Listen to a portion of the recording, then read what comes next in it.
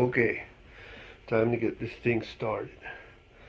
In case you're wondering, I decided to set up a channel and tell some of my stories, more for my grandkids, the ones that I have now, and the ones I will have in the future, because I know I'm going to die eventually, and I know there's going to be a lot of grandkids I'll never get to see. But I think if I do this, at least I get a little glimpse of their grandpa. So I decided to just start doing this. I'm going to try to do it once a week. Let's see how it goes. Anyway, I decided I want to do like 4 different parts to this. The first part is going to be a little history about me, about where I grew up, what I did. Try to think of funny stuff, to tell you. And I decided the first one I was going to tell is a story that if you know me personally, you already heard this story, because I tell this story to everybody. But if you don't know me personally, you haven't heard this story, so I'll tell you the story now. I grew up in El Paso, Second Ward. Everybody calls it El Segundo, apartments. We're quite poor. I'll talk about that some other time, but today I'm going to talk about something else. Anyway, we're quite poor, and concrete all around and everything. My grandmother used to come by every summer and pick us up and take us to Pecos, where she lived, and always used to love going over there because they had air conditioning. We didn't have air conditioning, and you live in El Paso in the summer, it's hell. So, but it's what you're used to. You're used to. So when you go to some place that's got it, it's like, whoa, I'm in heaven. So we used to love going over there. Anyway, one summer she comes over for us, and she tells me that she's got a new dog, got it for me, that I get to name him. And I was like, whoa, great, you get to have a dog. Every kid's dream is to have a dog, Where I lived at, we just couldn't have one. So when I finally get there and I see the dog, you know how kids are. They're really creative, You got a black dog, you name him Blackie. You got a brown dog, you name him Brownie. And if it's white, which this one was, solid white, I named him Whitey. And it was a great dog. We used to play all the time, had a lot of good times, have a lot of fun with that dog. Loved that dog. One day I looked at the dog, and he had this tick right there, big old dot. And I was like, wow, I didn't want to get it off with my fingers, So I went inside the house, and they got this stuff called Hot Shot. I don't know if they sell it now, but Hot Shot is basically like Raid, except it's a pump. So I went inside the house and got the Hot Shot, went outside, got my dog, and just doused it big time. Just doused that dog, just doused it. And I stopped and I looked, and that the tick wasn't going nowhere. I was like, wow. I thought about it. I thought, well, maybe it doesn't work on ticks. Maybe it kills other bugs, but not ticks. So now I was thinking, wow. And I was like, wait a minute. I had just become a Boy Scout, and I had my Boy Scout handbook inside, and I remember something about it. So I went inside, grabbed my Boy Scout handbook, looked it up, and right in there it says that if I get a tick, to get a match and put it to it because it'll jump off. And I said, well, if it works for me, it should work for the dog. Got some matches, went outside, went up to my dog, lit the match, put it to the dog. What I didn't know is, because I'm a kid, kids don't know crap like this, is that the stuff I just sprayed my dog, it's like gasoline. I mean, and I sprayed a bunch of it on there too. This stuff is like gasoline. So when I put the match to the dog just went, like, took off running, like, whoa! I freaked out, like, whoa! And then the dog ran underneath the house, because the house had a hole in the corner where you could have access to the pipes underneath, and they hadn't covered it up. It wasn't very big, but big enough for the dog to go through there, so he ran inside there, and I looked, and he's running back and forth, going, and I'm going, oh my God, I'm going to burn the dog and the house. I'm like, oh my God. So I run grab the hose, get the hose, turn the water on, run back with the water, look underneath. By that time, he flamed out. He's laying back there, whimpering and looking at me like, why did you do that? You know, the tick really wasn't bothering me that much. And I'm like feeling horrible. And my grandmother runs out of the house, not runs, but just comes to the door quickly, and she's got a belt in her hand already, you know, because she knows nothing good has happened. So she comes out and she says, what happened? And only words I got out of my mouth was, I set the dog on fire. And the beating began, and she whooped me without mercy. My brother and I were talking about it, Brother Benny. We were talking about this, and he says, yeah, I remember that day, man. I've never seen a guy get a beating like got a beating that day, you know. And I was like, yeah.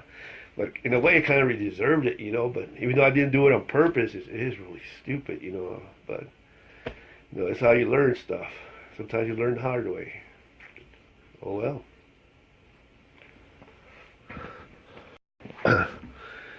Okay, time to do this. Third time. This is the third time I do this. You didn't see the other 2 times because I screwed up. Didn't turn the camera on. Did the whole spiel. Checked it. Nothing there. I went, ah. So I set it up again. Thought I pushed the button again. Nope. I'm old. I'm senile. Forgot again. Checked it. Okay. Let me check now. I'm going to make sure. Yeah. Okay. This time for sure. I got it set up so the picture's on the other side of the camera so you can't tell if it's recording or not. You'd be wondering why I didn't know. Anyway, this part's going to be about the military. I spent 24 years in the military. Great times. Loved it. But I'm glad it's behind me now. As much fun as it is, sometimes you get tired of fun. So anyway, what I'm going to do now is share a story, one of the many stories I have about the military. I went to a classroom. In the military, you got to take chemical training. So I went to this classroom with gas mask, hoods, all that stuff, you know. And you got to do it every 2 years, you know. You got to get it done. So anyway, I go in the classroom, sit down. There's a bunch of people there, about 15 maybe, 15 to 20. The instructor's not there. We're kind of waiting to start time gets here and it's still not there. And I'm like, what the hell? So I look in the corner, there's a refrigerator, and leaning against the refrigerator is this leader, and he's got a full-size dummy with a gas mask and helmet on, strapped in, and leaning against it is one of those half dummies. So I saw that and I went, okay. So I looked at one of the guys over here and I said, hey, come here, I want you to help me. Went over there, moved this half dummy to one side, unbuckle the big dummy, take the gas mask off, take the helmet off, throw the dummy behind the refrigerator, and I put the mask on, I put the helmet on, I tell the guy, strap me in, and when you strap me in, get the half dummy, and put him here, lean against me, facing me. He goes, yeah, oh yeah, okay. So he does that, and I'm standing there, everybody's kind of laughing, but they get quiet, and the instructor walks in, starts into his spiel, and blah, blah, this, blah, blah, that. Well, and gets to the point where he needs the half dummy, so he's kind of walking and talking toward the dummy, and as he reaches over and grabs the dummy, I reach with both my hands and grab the dummy really tight and go, I'm not done with this. And this guy just freaked out. It was hilarious. The guy, I thought the guy was going to die. I mean, he screamed, he turned red, he ran backwards like he was on fire. He probably crapped himself. I wouldn't be surprised if he crapped himself. It was so funny. The whole class was just busted out laughing, you know. It was pretty good. It was a good icebreaker for the teacher, I guess. Well, next subject. Time for the third quarter. I said we're going to have 4 parts, so I guess it's three quarters. The third one, what I want to talk about is death. Which these things cause, but oh well. Bad habit, maybe I'll quit someday. Anyway, my idea is this. You know, we're all going to die. You know, that's a fact. and let's say there's a heaven and you go to heaven, right? Once you're there, what is it? You know, really, what is it? Because everybody always wants to come up with ideas of what heaven's like. And personally, what I think it's like, once you get there, you can pretty much do anything you want, you know? Pretty much whatever you want to do, you can do. So then the question is, okay, well, what do you want to do? Now, you might be thinking that once you die, you become super duper smart and know everything, right? It's possible. But it's also possible that when you die, you just yourself, you know, just being able to do whatever you want to do. And basically, it's up to your imagination as to what you want to do. Now, some people got good imaginations and can think a lot of things they want to do. Because there's the standard ones about, you know, going, seeing Jesus, going, seeing Lincoln and stuff like that, you know. But there's, I mean, once you have an eternity, once you do that, what else would you want to do, you know? And since you have an eternity, I was thinking, you know, and the reason I'm bringing this subject up, we just had a lottery recently for $1.3 billion, and everybody went nuts. Everybody bought tickets. I hardly ever buy tickets. I spent $40 on the stupid thing. Over $40, under 50, but over 40s. But from someone that doesn't buy them, you know, that's a ton of money. I can imagine the people that are used to buying them. Anyway, the reason I'm bringing this up is this. You know, one of the things you could do is say, okay, that day, right, as I did my things that particular day, drove the car here and there, wherever, right, I want to see, every time I go by a place that sells lottery tickets, every time I go by one of those places, I want to see a thing light up. If I'd have stopped, right, you didn't stop, but if I'd have stopped and bought a quick pick, would I have won? So the question would be, I want to travel for the 2 weeks prior or 1 week prior, or about probably 4 days prior, every place I went, and how many times I bypassed a place to buy a ticket, you know. Now you could say, okay, I want to find out, light up green for the money, for all of it, and light up yellow if I just win, you know, like get 4 of the 5 numbers or 5 or 6, one of the big pots, you know, it'll be yellow. So that's what you do then. You just go back in time and you watch that, and as you watch it, if one of them turns green, you say, right then and there, you can tell yourself, go in there and buy the ticket, right? And you go in and you go buy the ticket because, I mean, it's your heaven. You can do whatever you want. So you basically are going to see what would have happened if you don't want the money, right? Because everything, the person you're controlling is you, you know. You just change the scenario a little bit. So you watch yourself go in there, buy the ticket. You watch yourself leave the store. You watch yourself on the night that they have the drawing. You watch yourself just freak out to the max, you know, just to the max. Have a great time, you know. And then you follow your life. Find out if the money made your life better or if it made it worse. Because I've heard both. It's hard to believe that getting a lot of money can make your life worse. It's just, I think it's a matter of the people not using it properly more than anything else. But anyway, that's one of the things you could do. In other episodes, I'll talk about other stuff.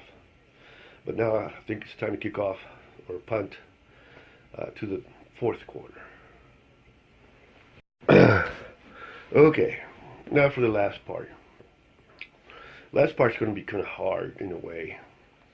Because the last thing I want to do is I want to tell a joke, because I like jokes. And there's a lot of jokes that I love, so it's kind of hard to pick the favorite. So it's more or less more like one we've told more recently.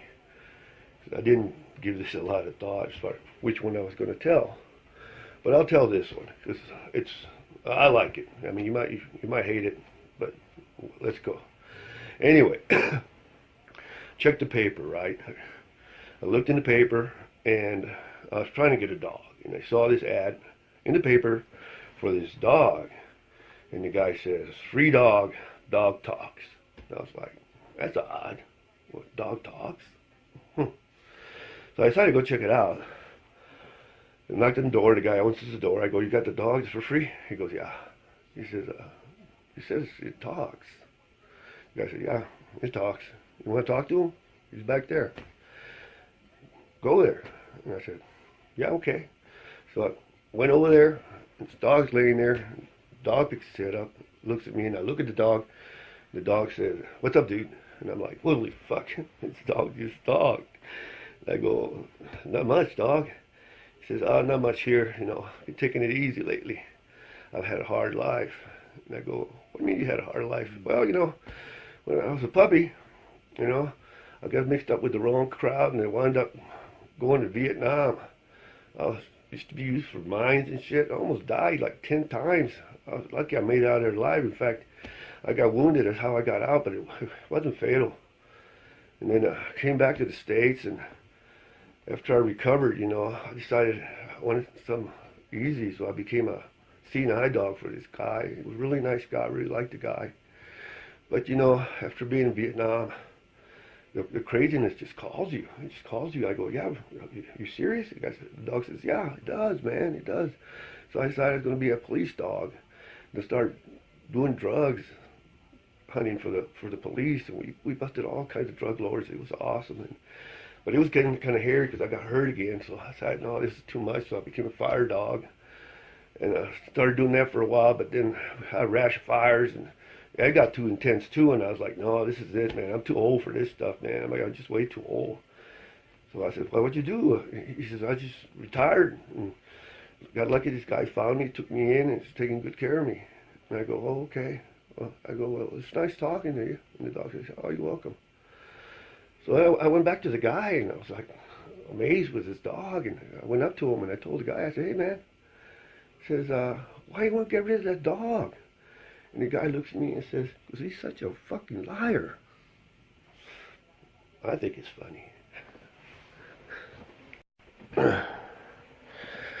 Hello again. I know I said 4 and this is 5, but I lied. If you know me, it's quite common for me to do that. Well, actually, it's not really a lie. What I decided to do is, so we got the four quarters. I decided to have an overtime in case I forgot something or I said something that might not make any sense. For example, the dummy in the litter. A lot of people don't know what litter is. It's just a stretcher, carry sick people in. The dummy was tied to it. Anyway, that's about the only thing I can think of. That, and plus, I'm making this for my kids for the most part, but it's also for family, because sometimes I'll talk about family too, because I got a lot of good stories about my family. So, if you're friends and family, you're welcome to watch it, of course. You're welcome to share it with anybody you like. I'm okay with it. Hopefully I don't say anything embarrassing family, but I'll try my best not to. But anyway, that's about it. Try to make another one within a week, I guess. Till then, have a great time, and leave you one quick joke.